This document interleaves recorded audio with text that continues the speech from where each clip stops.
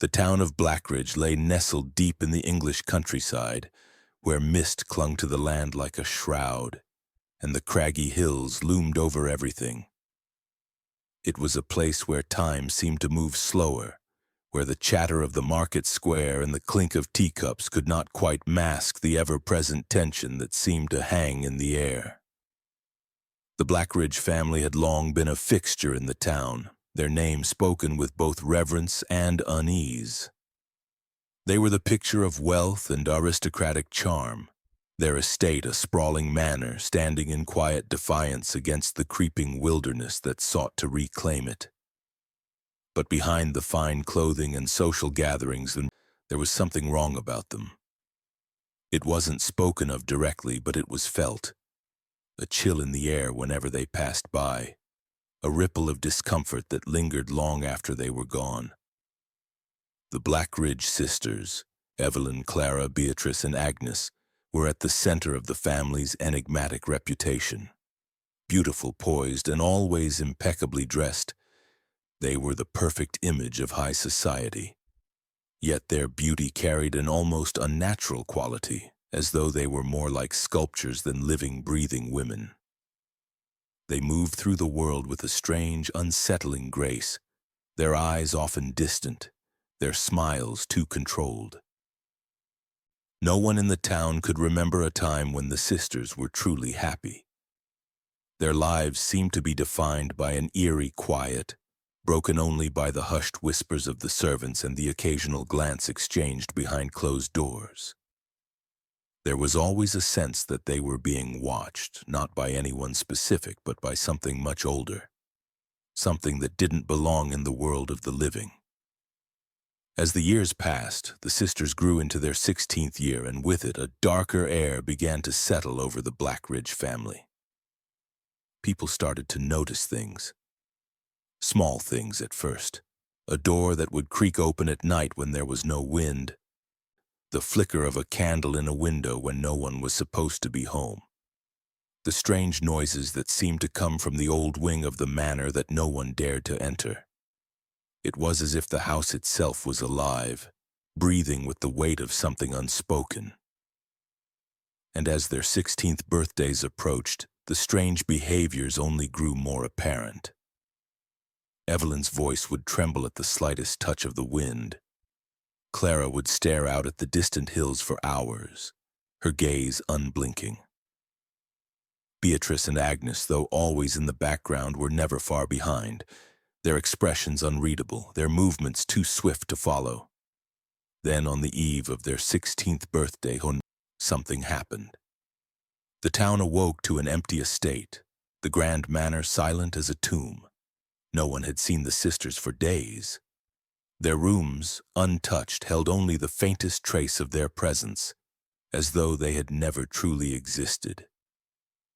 There were no signs of struggle, no letters, no warnings, just the cold, haunting absence of 4 young women who had simply vanished. The town held its breath. The rumors began to spiral. Some said the girls had run away, but no one believed that. They were too carefully protected, too well known, too perfectly held in place by the invisible strings of their family's power. Others whispered that something far darker had happened.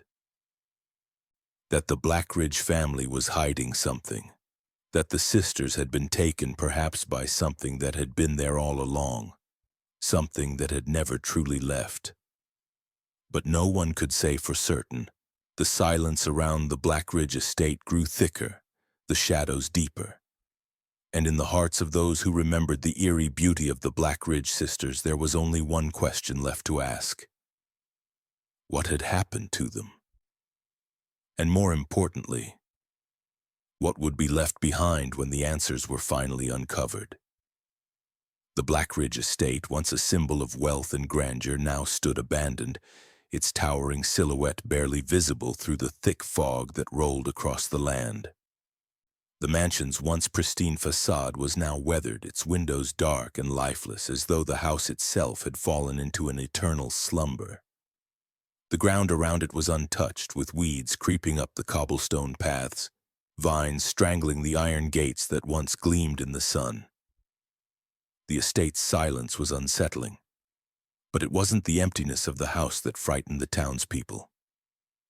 It was the way the estate seemed to wait, as though it was biding its time, anticipating something.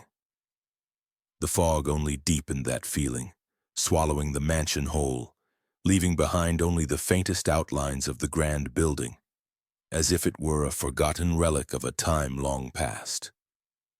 The town watched from a distance, each day bringing more whispers, more speculation. The Blackridge Sisters had vanished, and with them the mystery surrounding their disappearance only grew. Some said they had run away, but no one believed it. Not in a family like theirs.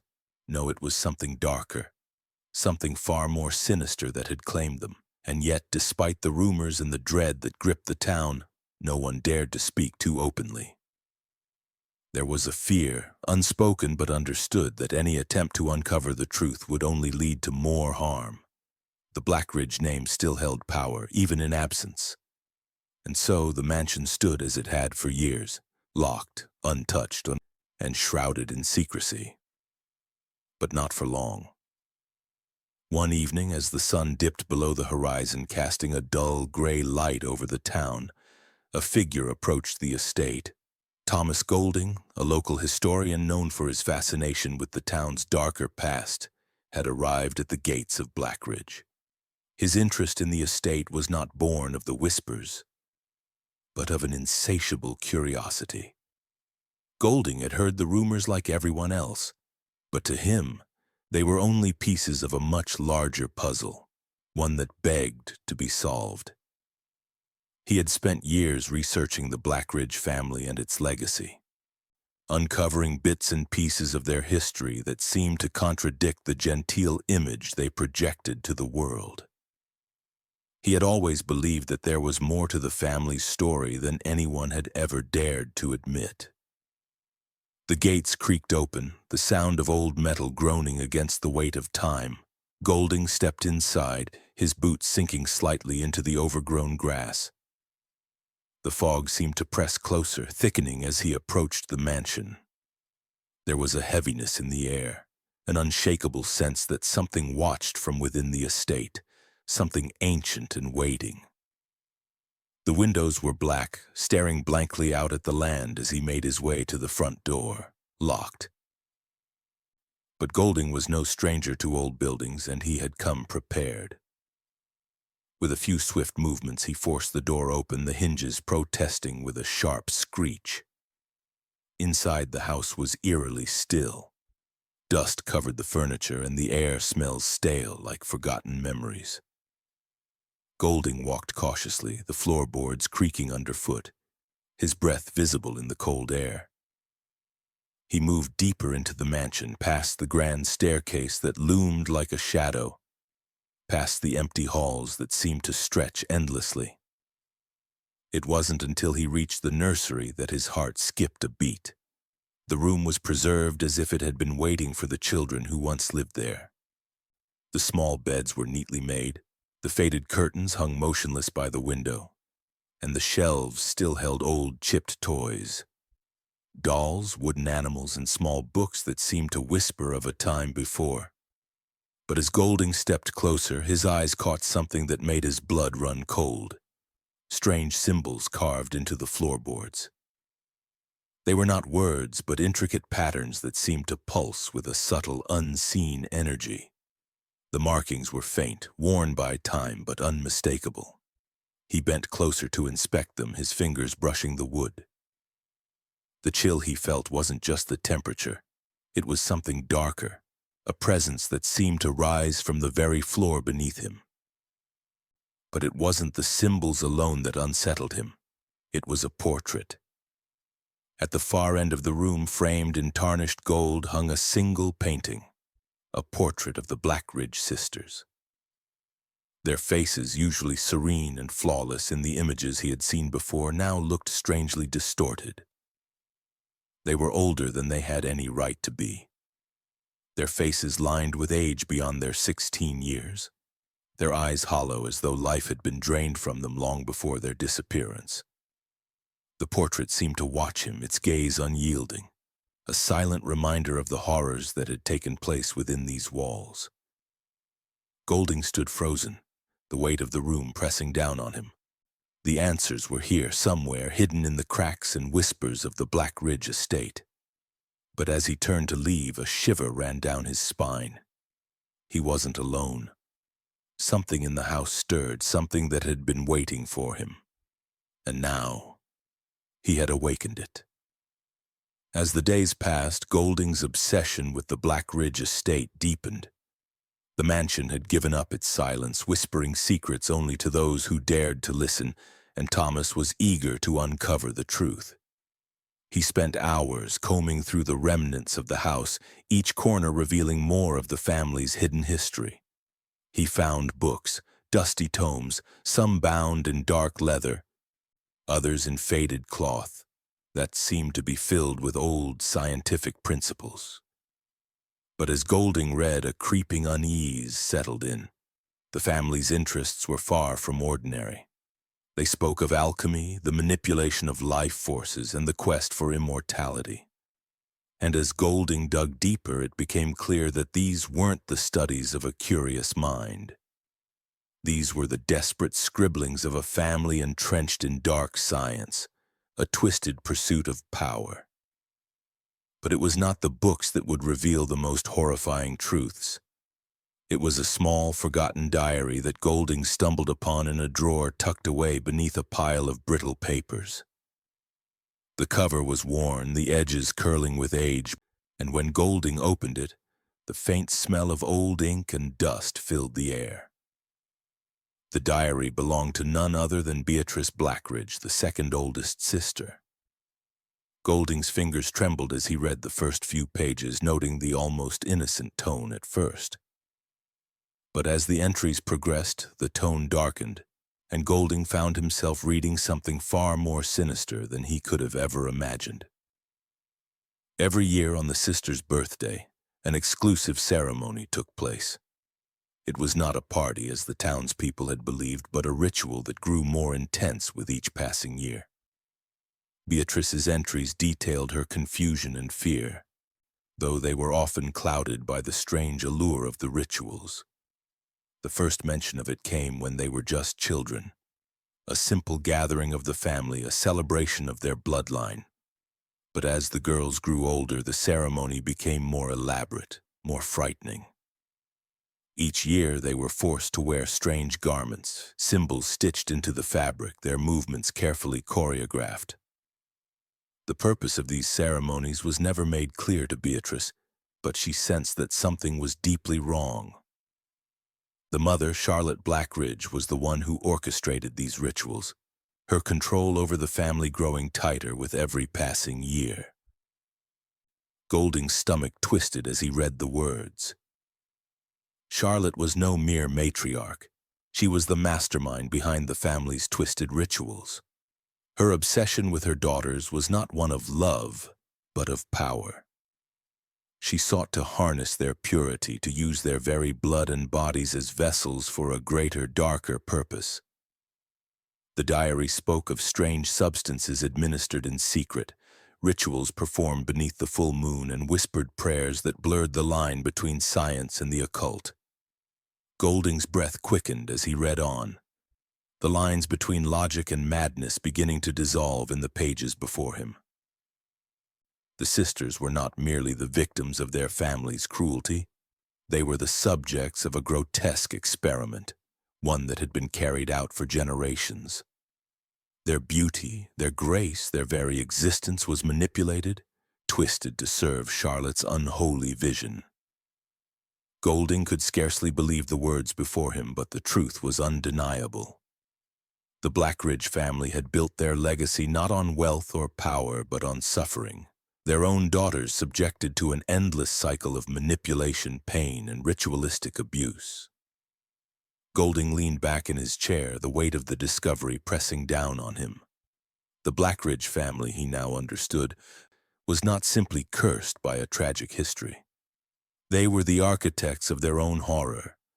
The legacy of the Blackridge sisters was one not of innocent beauty, but of dark secrets and broken souls. each one bound to a fate they could never escape. And as Golding continued to read, he realized with growing horror that he had only uncovered the surface. There were deeper, more terrifying truths buried beneath the pages, and he was now closer than ever to revealing them, whether he was ready or not. Edmund Blackridge was once a man of great renown, known across the country for his intellect and scientific achievements. In the public eye, he was a visionary, a man who sought to push the boundaries of human knowledge. He was a respected figure in the fields of biology and alchemy, his name synonymous with the promise of progress. Yet as Golding pored over the journals he found hidden beneath the floorboards of the mansion, he discovered a truth far darker than anything he could have imagined. The journals were filled with precise notes, scribbled with an obsessive hand. The words were disjointed, frantic at times, yet each entry revealed more of the grotesque obsession that had consumed Edmund's life.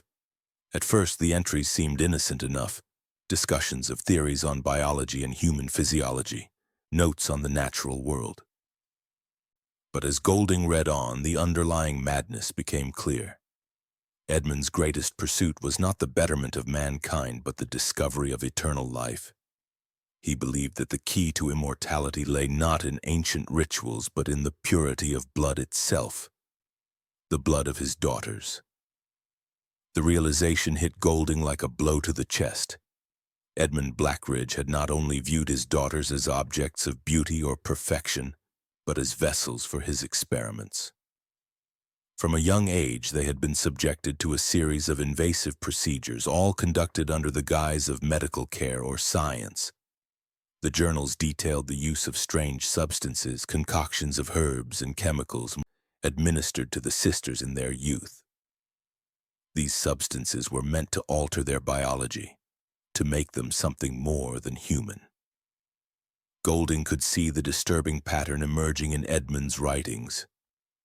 The experiments became more frequent, more invasive as the years went on. One particular entry described a procedure so vile it made Golding's skin crawl. Edmund had attempted to isolate the essence of life itself, believing that the blood of the purest beings, his daughters, could hold the key to immortality. He had begun to experiment with their genetic makeup, manipulating their cells in ways that no man should. The sisters, barely more than children, had been subjected to painful tests, injections, altered diets, and bizarre treatments meant to improve them, to make them capable of transcending mortality. But the results were not what Edmund had hoped for. As time passed, the sisters began to show signs of strange abilities, heightened senses, inexplicable strength, and a disturbing connection to the unseen world around them.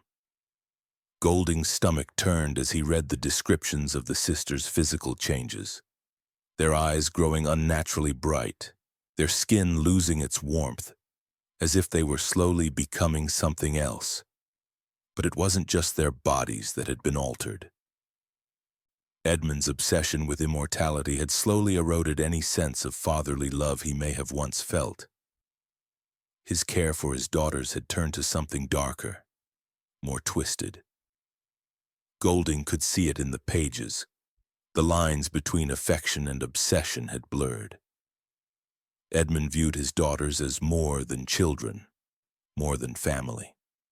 To him, they were nothing but experiments, the key to his success, to his legacy. His love for them had become a grotesque parody of affection, a sickening devotion to his own ambition. Golding could no longer stomach the sight of the journal. He slammed it shut, the weight of the truth suffocating him. The man who had once been revered as a scientist had instead become a monster, a man willing to sacrifice everything, even his own flesh and blood, in the name of his twisted dream.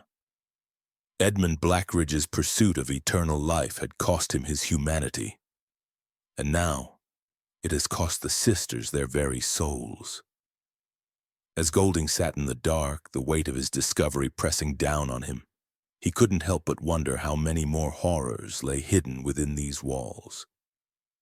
How far had Edmund gone? And what had become of the Blackridge Sisters, those poor girls who had been subjected to the whims of a madman in the name of science? The answers were closer than ever, but so too was the darkness. Golding knew that the deeper he dug, the more unbearable the truth would become. The night the Blackridge Sisters vanished, a blood moon hung high in the sky, casting a strange reddish glow over the estate. Golding had come across this detail in Edmund Blackridge's journals, and the deeper he read, the more his stomach churned with the horrifying realization. The rare event was no coincidence.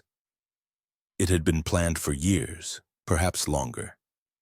And it was on this night that the final phase of Edmund's sickening experiment was to take place. The blood moon was more than an astrological phenomenon to him. It was the key to unlocking a power older than time itself, one that he believed could elevate the Blackridge family beyond mortal bounds. It was here, under the crimson light, that the sisters would undergo their final transformation.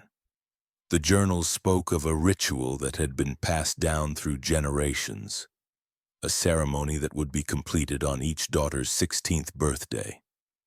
To the outside world, it had been nothing more than a ceremonial gathering, a party of sorts for the Blackridge family, but to Edmund, it was the culmination of a twisted obsession. He believed that the power to transcend human limitations lay within the blood of the purest beings, his daughters. The blood moon, with its unnatural red hue, was the catalyst. On that night, the celestial alignment would open a doorway, a rift between the living and the ancient unholy powers that lay dormant in the shadows of the earth. Golding's eyes raced over the pages, reading the harrowing details of the ritual. Edmund had infused the ceremony with dark alchemical practices, forbidden ingredients mixed with the daughter's blood, sacred symbols etched into the ground, and ancient incantations whispered in secrecy. It wasn't a simple ritual. It was a sacrifice, one that required the daughters to give up their humanity, to surrender themselves to an unknown force. But as Golding pieced together the disturbing truth, one thing became clear. The sisters were not meant to survive that night. They were meant to become vessels, empty shells for an ancient power to inhabit. The ritual, as described by Edmund, was not one of transcendence in the traditional sense. There would be no ascension, no immortality, no rebirth. The sisters, whose bodies had already been altered by their father's experiments, were to be broken down, their essence consumed by the very thing their father had hoped to control. The blood moon's red light was not the sign of elevation, but of annihilation. The sisters would not be the ones to transcend. They would be the offering. Their blood, their lives, would fuel the ritual, and in return Edmund would be granted unimaginable power, the kind of power that could reshape reality itself. Golding shuddered as he read the final lines of the journal. Edmund had written that the sisters' souls would be bound to the land, their spirits trapped forever within the confines of Blackridge Estate. They were not to live, nor to die. They were to become part of something far worse.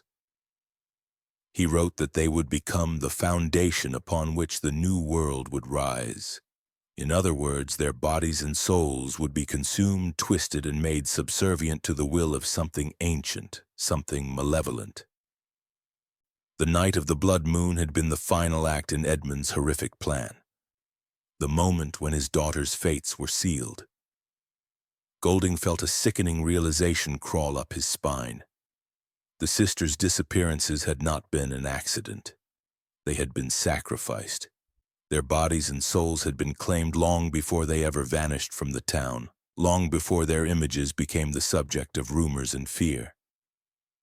The Blackridge estate had become the altar, and the daughters had been the offering. As Golding absorbed the full scope of what had taken place, he couldn't shake the overwhelming sense of dread that filled him. The estate, with its haunted halls and eerie silence, was not just a place where the sisters had once lived. It was a prison, a tomb where their suffering would never cease. The ritual was far from over. The power that had been unleashed that night had not dissipated. It had only grown, waiting in the shadows just as it had waited for centuries. And now, Golding realized he was part of this twisted legacy. The truth was far worse than he had imagined, and there was no turning back. The first disappearance was gradual, a shift that crept upon the town like the changing of seasons, unnoticed at first but soon impossible to ignore. Evelyn, the oldest of the Blackridge sisters, was the first to change. It was subtle, barely noticeable at first. She grew quieter, more distant. A once bright and curious girl who had laughed freely at family gatherings became withdrawn, her smile fleeting, her eyes distant. She would sit for hours, staring at nothing in particular, her gaze locked on some unseen horror beyond the windows of the estate.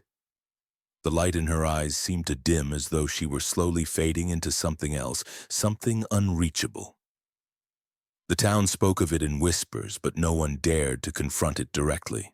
The Blackridge family was too powerful, their presence too commanding for such matters to be addressed openly. Evelyn's transformation was not something that could be spoken of in polite company. So it was left unsaid, and as the days wore on, it became clear. Evelyn was slipping away from the world. Clara followed soon after, but hers was a more immediate and unsettling change. Where Evelyn had slowly withdrawn into silence, Clara seemed to vanish all at once. One day she was there, the next she wasn't. Clara's presence, which had once been bright and filled with quiet charm, faded so completely that her absence was felt before anyone could fully grasp it. She no longer ate, no longer spoke, and no longer engaged with the world around her. Her once warm and empathetic gaze turned hollow, and she spent most of her time staring at the walls, lost in her own mind. The servants would find her standing motionless in the dark corners of the mansion, her hands trembling slightly as if she were holding on to something invisible, something that no one else could see. By the time Beatrice and Agnes began to understand what was happening, it was already too late. They too were changed, though their changes came in fleeting moments. Glimpses of the unexplainable, fragments of something unsettling in their eyes when they thought no one was watching. They had seen their sisters slip away one by one, and though they were still able to move and speak, the terror that had overtaken Evelyn and Clara seemed to loom over them as well. They began to sense that whatever was taking their sisters was coming for them too. They whispered to each other in the dead of night, huddled together in the darkness, but the words they spoke were never clear, only filled with a quiet panic that gripped their hearts like an unseen hand. They knew the truth even before they had the words for it. They were next. And then as the full moon rose over Blackridge Estate, they disappeared just as their sisters had before them. The townsfolk never saw them leave. There was no trace of them, no sign that they had even been there. One morning their rooms were empty, the beds neatly made, their belongings undisturbed. At first the town believed they had simply run away, gone off to start new lives somewhere, but no one believed it for long. In the weeks that followed, the whispers became louder. People started asking questions, but no one dared speak too openly about it. The Blackridge family was too entrenched in the town's power structure. The sisters' disappearance was treated as a tragedy, a mysterious and untold loss. The townsfolk said the girls were simply gone, as though the winds had come in and swept them away. But deep in their hearts, they knew it was more than that. The silence surrounding the Blackridge family was thicker than ever, and everyone felt it.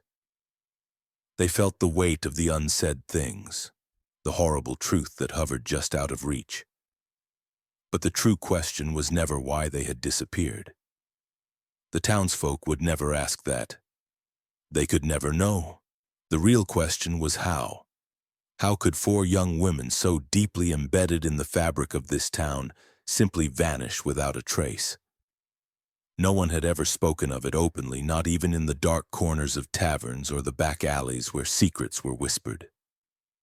No one dared confront the truth of what had become of the sisters, and no one ever would. Golding, now deeply entrenched in his investigation, felt the weight of that same fear creeping into his own chest. The more he uncovered, the more certain he became that the Blackridge sisters' fate had been sealed long before their disappearances. Whatever had taken them was not a force of nature or chance. It was deliberate. It was part of a plan far darker than anything he could have imagined. And it was only just beginning to unfold. Golding's search had led him through every room in the Blackridge estate, each one holding fragments of a dark history that seemed to resist being uncovered. But it wasn't until he discovered the hidden chamber beneath the house that the full scope of the Blackridge family's macabre legacy was revealed. The entrance to the chamber was well hidden, concealed beneath a trapdoor in the cellar which had long been sealed by thick layers of dust and cobwebs. It was only through sheer desperation that Golding stumbled upon it, his fingers brushing against the cold stone floor, his heart pounding in his chest as he found the latch. When it opened, a cold wind rushed up from below as if the earth itself was exhaling a long-held breath. The chamber was small, its walls lined with stones that seemed to pulse with a strange, otherworldly energy. The air inside was thick with the scent of decay, and the low hum of something ancient filled the space, making Golding's skin prickle.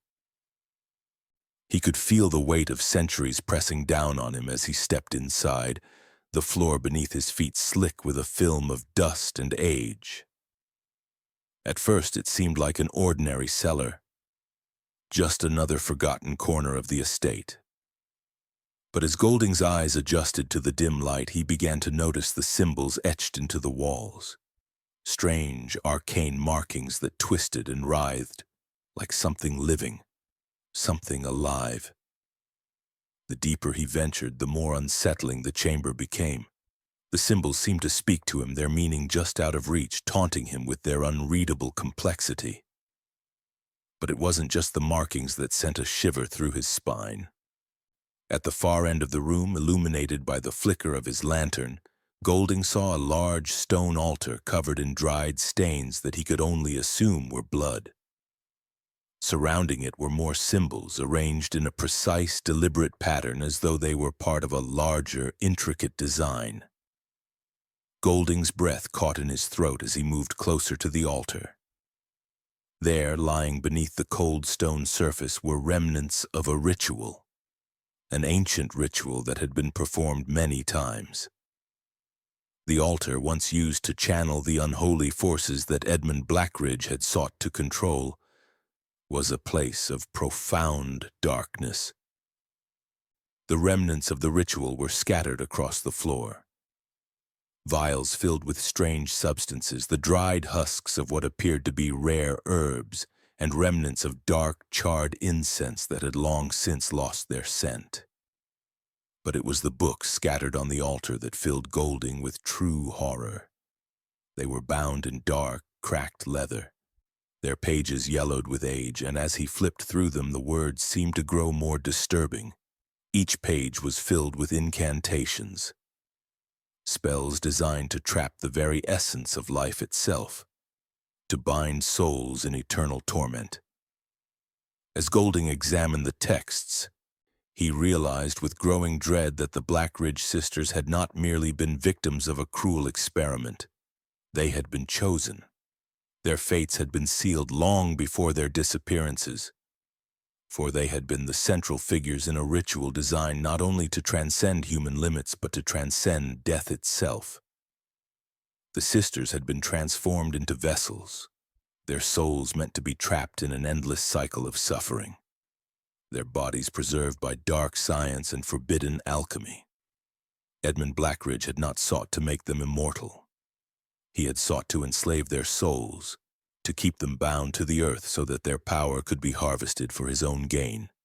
The ritual was designed to sacrifice their humanity, to break them down and rebuild them as something other. The Blackridge family's wealth, beauty, and social standing had all been distractions, masks to hide the true nature of their legacy. They were not a family of aristocrats, but a family of cultists, steeped in dark, forbidden knowledge. The Blackridge name had never been about prestige or inheritance. It had always been about power. Power over life, over death, and over the very fabric of existence itself. And in order to claim that power, the cost had been high. The souls of the sisters bound forever to the land, never to be free.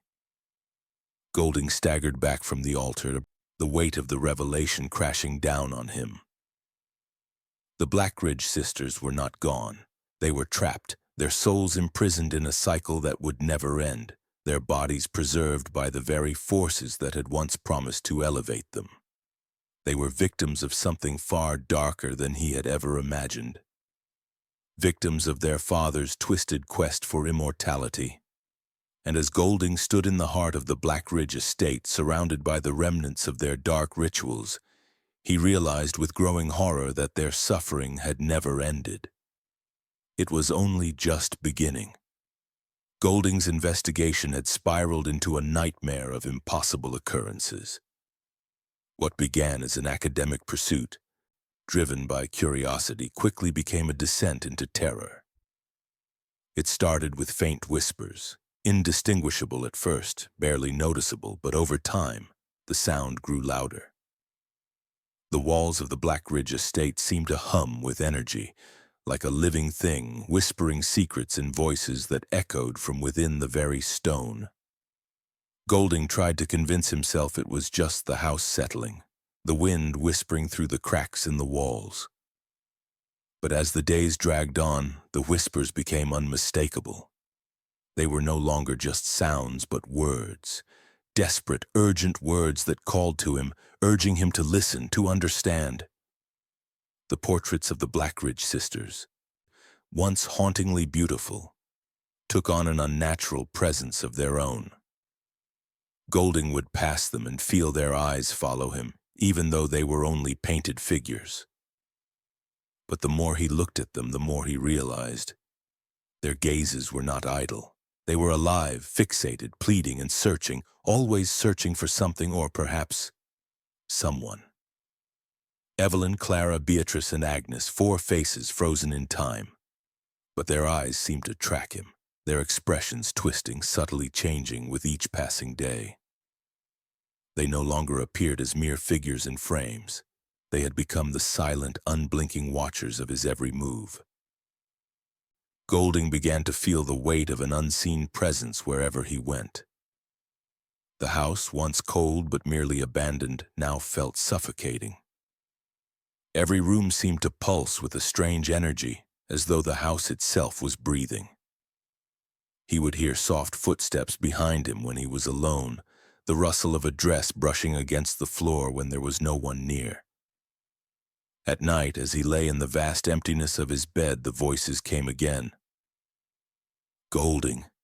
The whisper would start as a distant murmur, then grow louder, closer, until it was a maddening cacophony.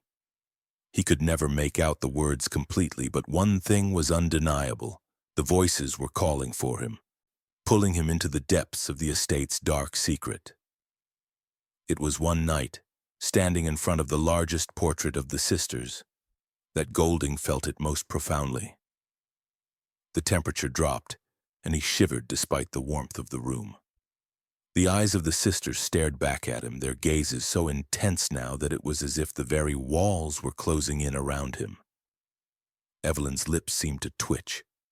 Clara's eyes widened ever so slightly. Beatrice's hand seemed to move an inch toward him, and Agnes appeared to whisper. Golding stepped forward, unable to tear his gaze away. The truth crashed down on him, suffocating him. The sisters had never truly disappeared. They hadn't left the estate. Their bodies were gone, yes, but their souls remained trapped, bound to the house by the same ritual that had transformed them into vessels for something ancient, something dark. The Blackridge sisters were no longer of this world. They were part of the house, part of the very foundation upon which it stood. This was not just a home, but a prison. The sisters' souls had been consumed, bound into a purgatorial existence, kept in the limbo between life and death. The realization shook Golding to his core. They were watching him, waiting. And as the whispers grew louder, he knew it. He had awakened something that had been slumbering for far too long. And now, it was waiting for him too. Golding turned, but he felt it. The presence of something behind him. The walls weren't whispering. They were breathing. And it was no longer just the house that was alive. The sisters had never left. They were still here, calling, waiting. And now, so was he. I hope this fits your request. Let me know if you'd like any adjustments. As the final pieces of the puzzle clicked into place, Golding stood in the center of the Blackridge estate, the weight of the truth pressing down on him with a suffocating force. The deeper he dug into the family's twisted history, the more he realized that the Blackridge sisters were not simply the victims of a cruel and mad father. They were the unwilling participants in something far larger, something far older and far more terrifying than the aberrant experiments of Edmund Blackridge. Golding's mind raced as he pieced together the fragments he had uncovered. Edmund's obsession with immortality, the strange rituals, the manipulation of his daughter's very biology. The truth was horrifying, but not as horrifying as what it revealed about the twisted pact Edmund had struck long ago. Golding had been right to suspect that something far more malevolent was at play here. This was no mere case of a mad scientist experimenting on his family. No, Edmund had been working for something else. Something darker, older, and far more dangerous. Through his journals and the remnants of the ancient rituals, Golding uncovered the full extent of Edmund Blackridge's delusion. Edmund believed that by transcending death he could harness the power of the supernatural, blending dark alchemy and forbidden science to create a bridge between this world and the next. He wasn't merely trying to defy death, he sought to control it. And in his twisted desperation, he had turned to a far more terrifying source, a malevolent force, one that had been whispering to him for years, offering him power in exchange for a price. This was no ordinary deal. It was a supernatural pact, a binding agreement made with a force that had existed long before Edmund had even come to understand the consequences of his actions. The force had promised Edmund what he desired most: immortality, the ability to transcend human limitations, the power to cheat death itself. But the cost of this power was not something Edmund had truly understood until it was too late. The Blackridge sisters were not mere vessels for his twisted experiments. They had become the sacrifices in a deal with an ancient entity, a dark force that had woven itself into their very lives. Golding's stomach twisted as he read the final entries in Edmund's journals. The sisters had been chosen not by chance, but by design. Their purity, their beauty, their blood, all had been used as instruments in this hellish pact. Edmund had subjected his daughters to cruel experiments, yes, but they were also the key to the ritual. They were the living conduit between the human world and the supernatural. And by their blood, Edmund had hoped to bring forth a power that would grant him eternal life. But that same power had consumed them, binding their souls to the estate in an endless, unyielding cycle of torment. The sisters were not merely victims of their father's madness. They were the unwilling participants in a pact that had turned them into prisoners of the supernatural. They had been sacrificed to an ancient, malevolent force, and in the end, they had become part of that force, their bodies and souls entwined with something beyond human comprehension. Golding's heart sank as the truth settled in. The Blackridge sisters had never truly disappeared. They had been consumed, taken by a force they had never understood, trapped in a cycle they could never escape. And as he stood there, surrounded by the remnants of their dark history, Golding realized that the true horror of the Blackridge family was not just the cruelty of one man. It was the unrelenting power of the supernatural force that had claimed them all. And in his quest for the truth, Golding had only uncovered the beginning of something far worse. The nightmare was far from over. Golding's mind raced as the final pieces of the Blackridge puzzle clicked into place. The deeper he delved into the ritual, the more it became clear that the Blackridge sisters' fate was far more horrific than he had ever imagined.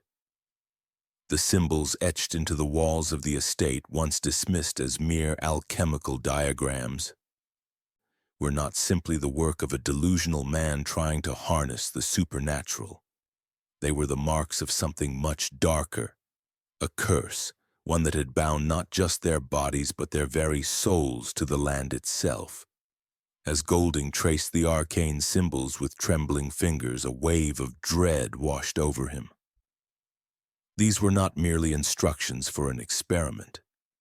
These were chains, invisible yet unbreakable, designed to hold the sisters in a state of eternal torment. They had not simply vanished. They had been imprisoned. Their bodies were no longer their own, trapped in a limbo between life and death.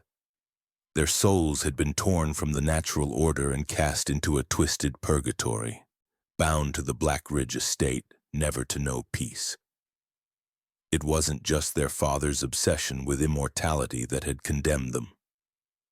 The ritual had failed, but not in the way Golding had expected. Edmund's intention had been to transcend death, to create a vessel for eternal life. But what he had done instead was far worse. The ritual had not granted him the immortality he craved, nor had it transformed his daughters into the perfect vessels of his twisted ambition.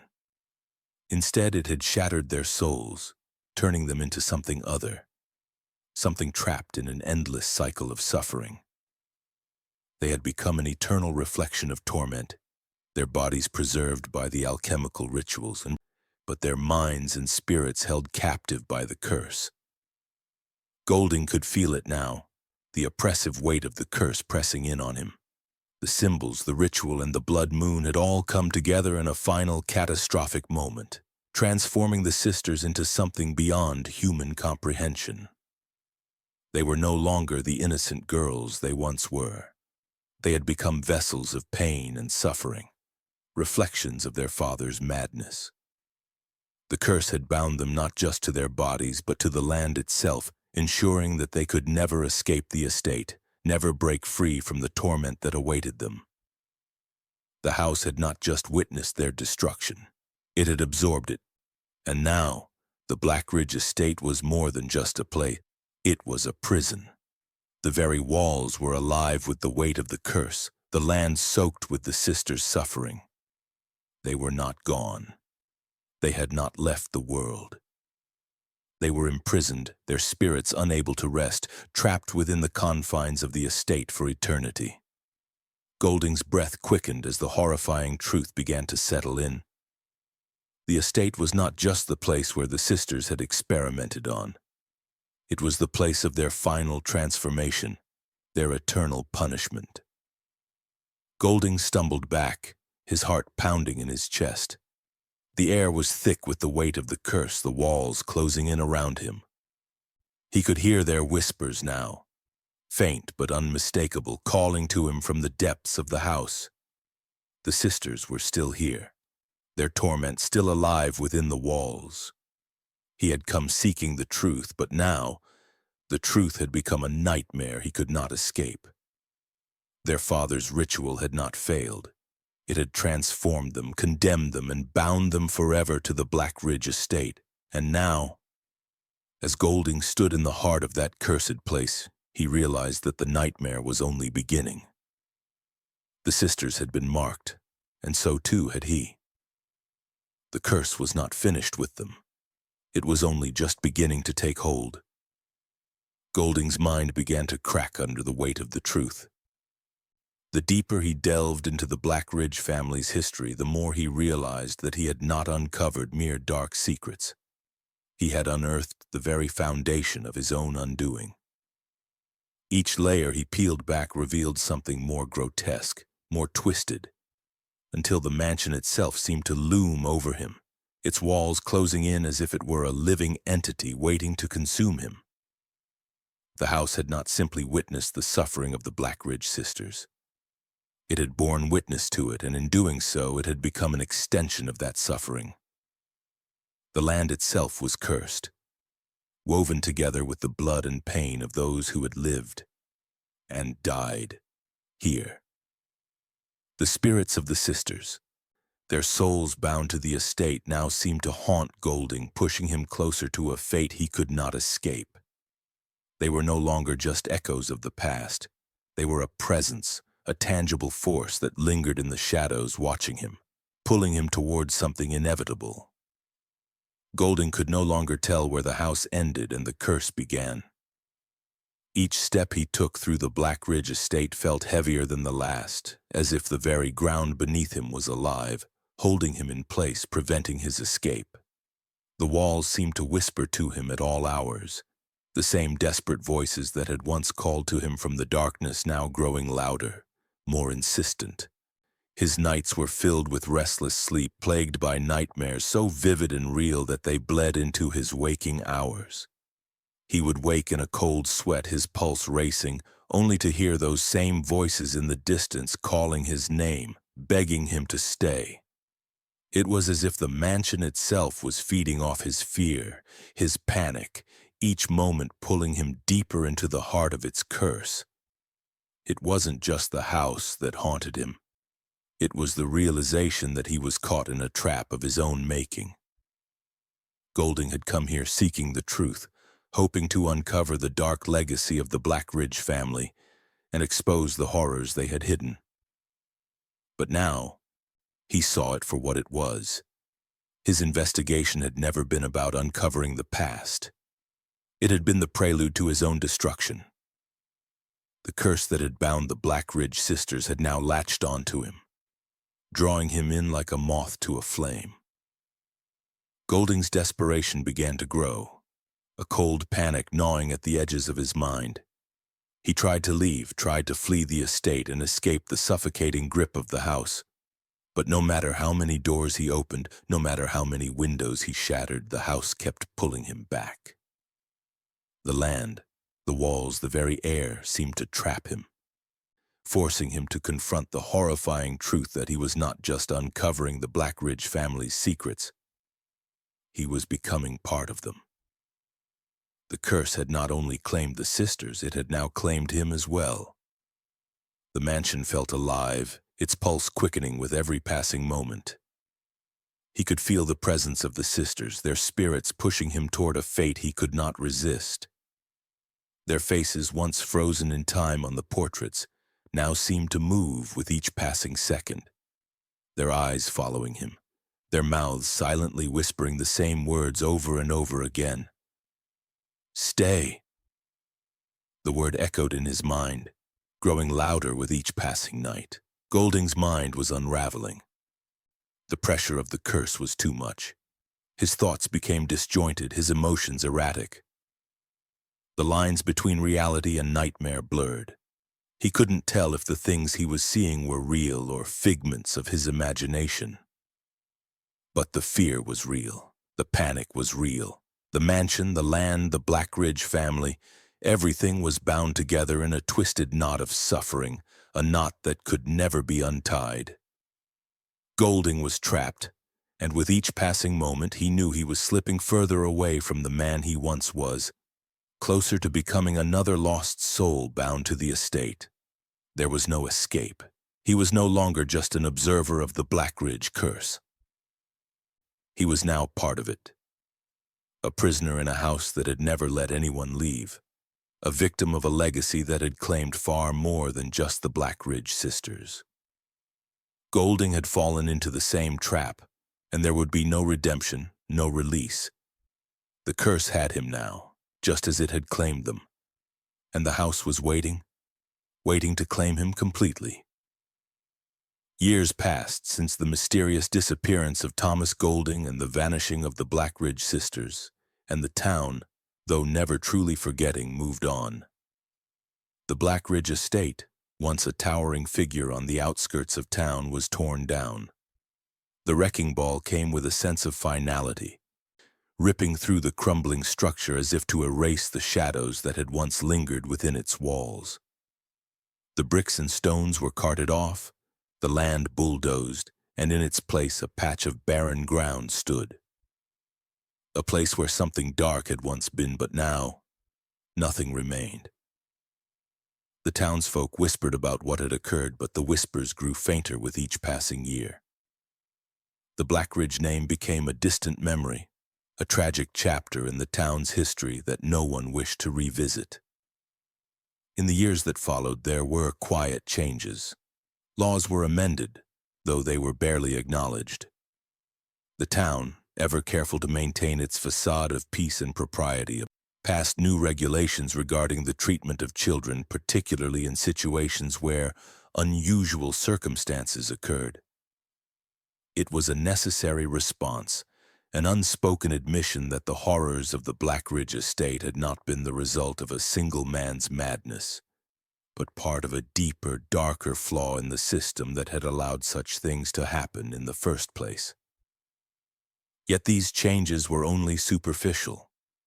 They did little to address the root cause, the darkness that had been allowed to grow unchecked, hidden beneath layers of silence and denial.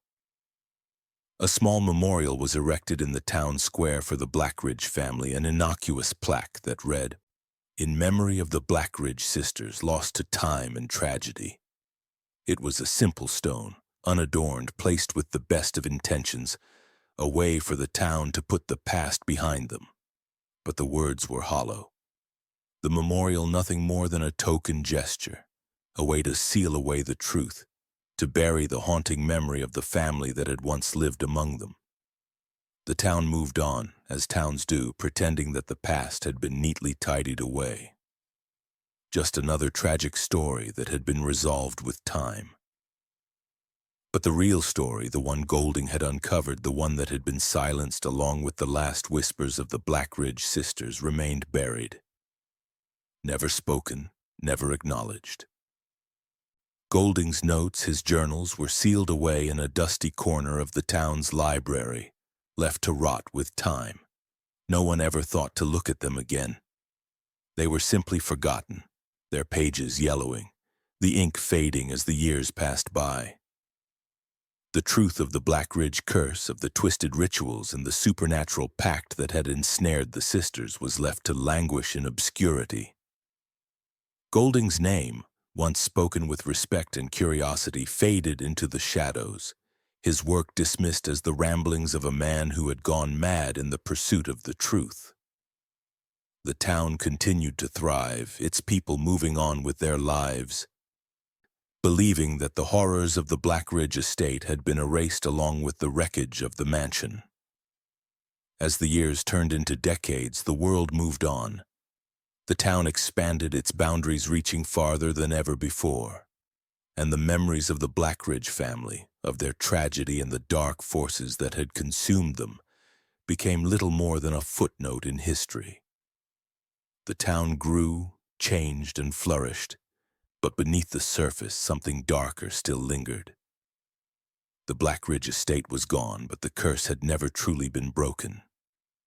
The land where the mansion had once stood was empty, but the whispers, the pull, the oppressive sense of something other still hung in the air like a fog just out of reach, waiting for the right moment to return.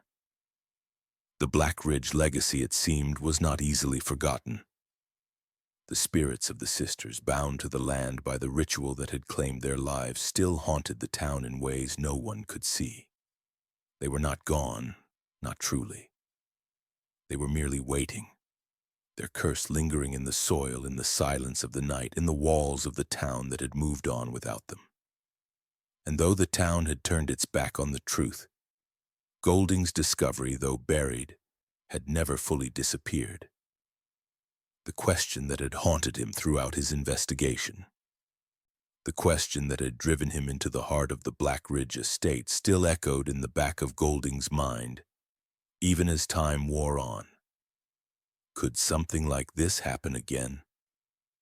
The world had moved on, but something darker still lingered beneath the surface, waiting. And the truth of the Blackridge family, one of the curse, of the ritual, of the lives that had been lost to the pursuit of immortality, would never be fully buried. The town could pretend, the laws could be amended, and the memorial could stand in its quiet corner, but in the end, the shadows of the Blackridge estate had not faded. They had merely shifted, waiting for